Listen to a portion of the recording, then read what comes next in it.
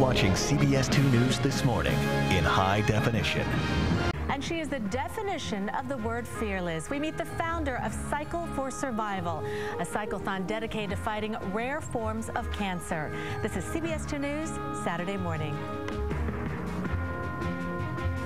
Time now is 6:37, and when we come back, a unique cancer fundraiser everyone can get behind. I couldn't lose in the cycling studio. You know, every hill was representative of my battle against cancer. We meet the founder of Cycle for Survival, and you'll see quickly why she is part of Team Fearless. Well, this weekend, thousands of people will be hopping on a bike to help find a cure for cancer. The Cycle for Survival event has gone from a grassroots effort to a full-blown national fundraiser. And it's all possible due to the brave and fearless founders, Jennifer Goodman-Lynn and her husband, Dave Lynn. Welcome. Thanks for having us. Now, Jennifer, tell us about the cancer that you're battling right now and how indoor cycling has really helped you in the fight.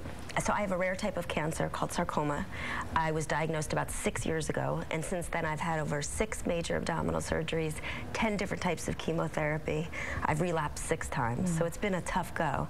But for me, exercise and cycling, specifically indoor cycling, really became very cathartic because it was me against the bike. And on days when I felt great, I could do an hour. When I didn't feel that great, I did 15 minutes, but it was my way of having control over the disease. And we started as a grassroots effort. Myself and some of the instructors at Equinox, which was the gym I went to, got together. And year 1, which was 2007, was 50 bikes in one indoor gym on the Upper West Side. And now we have over 900 teams riding across the world this weekend. That is amazing. Now, you started this in 2007. And let's talk about how it works and how anyone really can get involved. Not just, you don't have to have an Equinox right next door to take part. That's right. It's a team relay, so anybody can do it. And basically, you get your team together and you split a 4-hour ride. You can do it at one of the Equinox gyms in New York City, or on your own. You can organize a ride, a walk, or anything you want to do anywhere around the world. We have people riding in Hong Kong, London, and a bunch of cities around the country. And you know, some people get a little intimidated by cycling. I mean, these are serious cyclists, but you say your grandmother, who's 90 years old, hops on a bike. I think some of the success of the event is that we've made it inclusive. And with all due respect to marathons and triathlons, you really have to train for that. And what we found is there are so many people who want to give back, but they don't have that time to do that. So this is great. Anyone can get on a bike, turn the tension low, and just ride for a few minutes and feel great about themselves and what they're giving back to.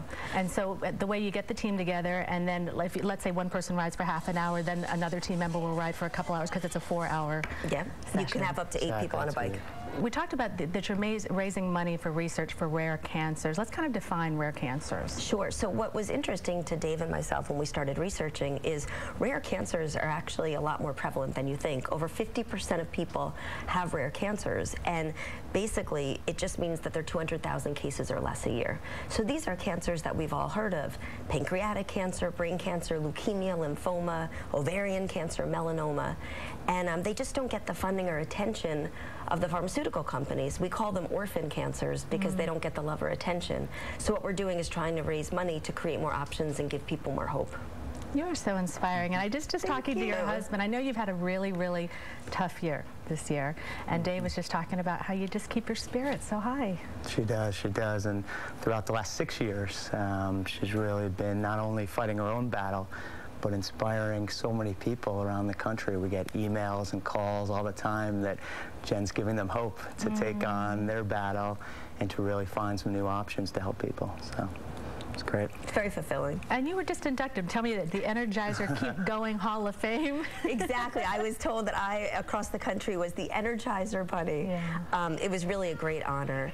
I was inducted into the Hall of Fame and got to meet Cal Ripken, and it was just nice to see that people across the country voted and said that I deserved, given my persistence and stamina, to be there. And she really earned it. This past year has been by far the toughest of the last 6. Last year, the doctors were really preparing us for the worst. Her belly had swollen. She has tumors throughout the abdomen area, and her belly had swollen to, she looked like she was 6 or 7 months pregnant, was having trouble walking and a lot of pain. And we tried one of these new treatments, and Somewhat amazing. It started to do better within 2 weeks, lost 25 pounds of water weight, and it's back here smiling, and we'll be on a bike at least for a couple minutes this weekend. Yeah, it's true. We said we never created this charity to hope that it would give back to me, but it has. And my case is representative of millions of other people out there. So whatever we can do to provide more options, it just makes us sleep better at night. And you're helping so many. I mean, in these years, you have raised $8 million for research. Unbelievable. We've funded over 13 clinical trials across the cancers we mentioned, and with the money that we've raised this year, I can't wait to see what we do more of. Thank you. Thank you. Thank you for coming, and good luck this weekend. Thank you. Thank you. 100% of the proceeds from the Cycle for Survival events go to Memorial Sloan Kettering for research of rare cancers. For more information, head over to our website, cbsnewyork.com.